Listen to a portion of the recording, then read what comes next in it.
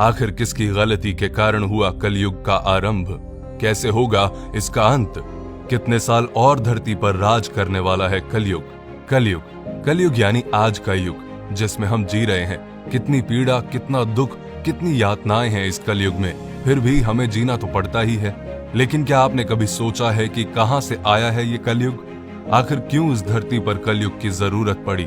आज की इस वीडियो में मैं आपको बताऊंगा कि आखिर क्यों और कैसे इस कलयुग ने धरती पर जन्म लिया और कैसे इसका अंत होगा।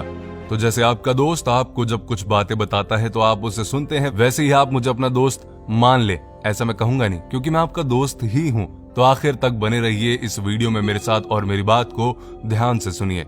हमारे पुराणों में 4 युगों का वर्णन किया गया है: सतयुग, द्वापर युग, त्रेता युग और कलयुग। कलयुग चौथा और आखिरी युग है। शास्त्रों में बताया गया है कि कलयुग के अंत में जब कलयुग अपनी चरम सीमा पर पहुंच जाएगा, तब भगवान विष्णु अपने 10वें अवतार कल्कि के रूप में अपने देवदत्त घोड़े पर सवार होकर आएंगे और इस कलयुग का अंत कर देंगे। आखिर कलयुग होगा कैसा? हमारे पुराणों में बताया गया है कि कलयुग में पाप, अधर्म, घृणा, झूठ, अपराध आदि काफी बढ़ जाएगा। मनुष्य केवल 20 साल तक ही जीवित रहेंगे। उनका कद भी घटकर 4 इंच तक हो जाएगा। कलयुग में कुछ ऐसे व्यक्ति होंगे जो विद्वान कहलाएंगे, लेकिन अपने फायदे के लिए दूसरों को नुकसान पहुंचाने में जरा भी नहीं हिचकिचाएंगे। कलयुग में लोग अपनी संतानों के मोह में इतना डूब जाएंगे कि संतान का विकास ही रुक जाएगा और बच्चे माता पिता के प्रेम में फंसकर ही रह जाएंगे। कलयुग में अगर किसी दूसरे की संतान साधु बने तो उसके दर्शन अवश्य करेंगे, लेकिन अगर खुद की संतान साधु बने तो निराश होकर रोएंगे और सोचेंगे कि आखिर उनकी संतान ने ऐसा क्यों किया। कलयुग में दोगले लोग होंगे जो कहेंगे कुछ और करेंगे कुछ और, अपनी सत्ता का गलत इस्तेमाल करेंगे और मासूम लोगों का शोषण करेंगे। कलयुग के लोग ऐसे होंगे जो अपने पुत्र और पुत्री के विवाह में बहुत धन खर्च करेंगे, लेकिन किसी गरीब को कुछ नहीं देंगे। और इनमें कई बातें हम अपने जीवन में सच होते देख भी रहे हैं। ऐसे में हमारे मन में सवाल उठता है कि आखिर इस कलयुग का आरंभ हुआ कैसे? तो चलिए जानते हैं। कलयुग की शुरुआत भारत के महान गणितज्ञ आर्यभट्ट ने अपनी पुस्तक आर्यभट्टियम में इस बात का उल्लेख किया है कि जब वो 23 साल के थे तब कलयुग का 36वां वर्ष चल रहा था। आंकड़ों के अनुसार आर्यभट्ट का जन्म 476 ईस्वी में हुआ था। गणना की जाए तो कलयुग का आरंभ 3102 ईसा पूर्व में हो चुका था। कलयुग का संबंध महाभारत काल से बताया जाता है। कहा जाता है कि जब महाभारत युद्ध के बाद पांडवों ने कौरवों को हराकर सारा राजपाट जीत लिया था, तब कुछ समय के बाद पांडवों को समझ आ गया कि इन सब चीजों की जरूरत नहीं है। इसीलिए सभी पांडवों की सहमति से युधिष्ठिर ने अपना सारा राजपाट त्याग कर राजा परीक्षित को सौंप दिया और द्रौपदी के साथ सभी पांडव मोक्ष की प्राप्ति के लिए हिमालय की ओर चले गए। बस तभी से कलयुग का आरंभ शुरू हो गया।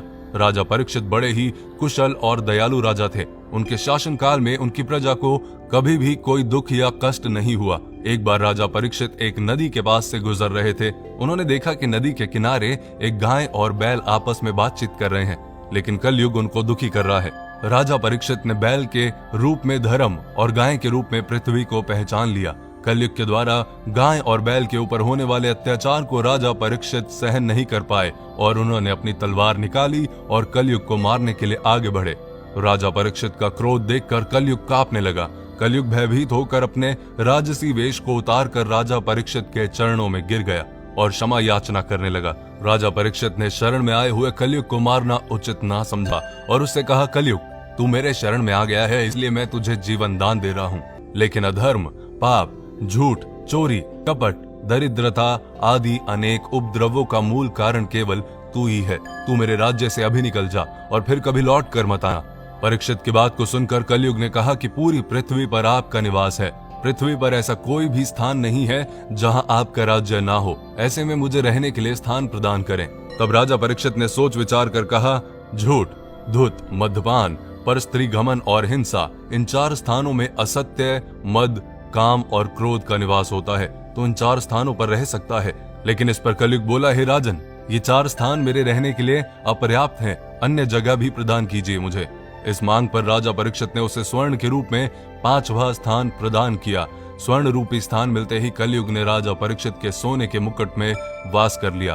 कलयुग को इन स्थानों के मिल जाने से प्रत्यक्षता तो वहां से चला गया, किंतु कुछ दूर जाने के बाद अदृश्य रूप में वापस आकर राजा परीक्षित के स्वर्ण मुकुट में निवास करने लगा और फिर धीरे धीरे पूरी धरती पर फैल गया।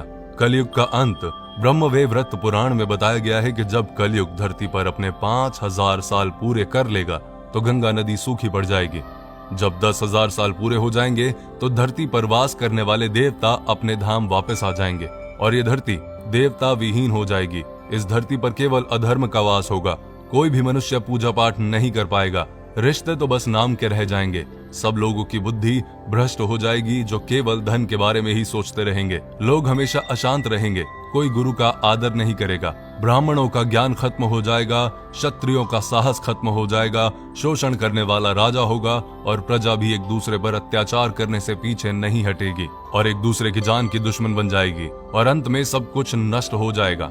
फिर कलयुग अपनी चरम सीमा पर पहुंच जाएगा और तब भगवान विष्णु अपने 10वें अवतार कल्कि के रूप में आएंगे और केवल 3 दिन के अंदर ही सभी अधर्मियों का नाश कर देंगे। तब बहुत तेज बारिश होगी जो कि भयंकर तूफान के साथ पूरी पृथ्वी को पानी से डुबा देगी। उसके बाद आकाश में एक साथ 12 सूरज उगेंगे और जिसके प्रकाश से धरती का सारा पानी सूख जाएगा और फिर से एक युग का जन्म होगा। कितने साल बाद होगा कलयुग का अंत? शास्त्रों में बताया गया है कि धरती वासियों का 1 साल देवताओं के 1 दिन के बराबर होता है। एक संक्रांति से दूसरी संक्रांति को एक सोलर मास कहा जाता है। ऐसे 12 सोलर मंथ का एक सोलर वर्ष होता है जो देवताओं का 1 दिन और रात होता है। सतयुग को 4800 दिव्य वर्ष का बताया गया है। त्रेता युग 3600 दिव्य वर्ष का था। द्वापर युग 2400 वर्ष और कलयुग 1200 दिव्य वर्ष, यानी कि कलयुग 4,32,000 सौर वर्ष का होगा, जिसके अनुसार कलयुग के अभी 5000 साल ही पूरे हुए हैं। 4 लाख से भी ज्यादा वर्ष अभी बाकी हैं जब तक कलयुग इस धरती पर राज करेगा। लेकिन कलयुग के इस समय में मनुष्य को इस भयंकर प्रलय से केवल हरि कीर्तन और भक्ति ही बचा सकता है। तो अपनी लाइफ में ध्यान रखिए कि दूसरों को दुख देने से कुछ नहीं होगा। भक्ति में ही शक्ति है। भजन करें, कीर्तन करें, दूसरों की हेल्प करें, अपना ध्यान रखें और अपनों का ध्यान रखें। ये वीडियो आपको कैसी लगी मुझे कमेंट करके जरूर बताएं और अगली वीडियो बहुत ही अच्छी और बहुत ही इंफॉर्मेटिव लेके आने वाला हूं आपके लिए। पेज को फॉलो करें अगर अभी तक आपने किया नहीं। प्लीज कमेंट करके फीडबैक अपना जरूर दें।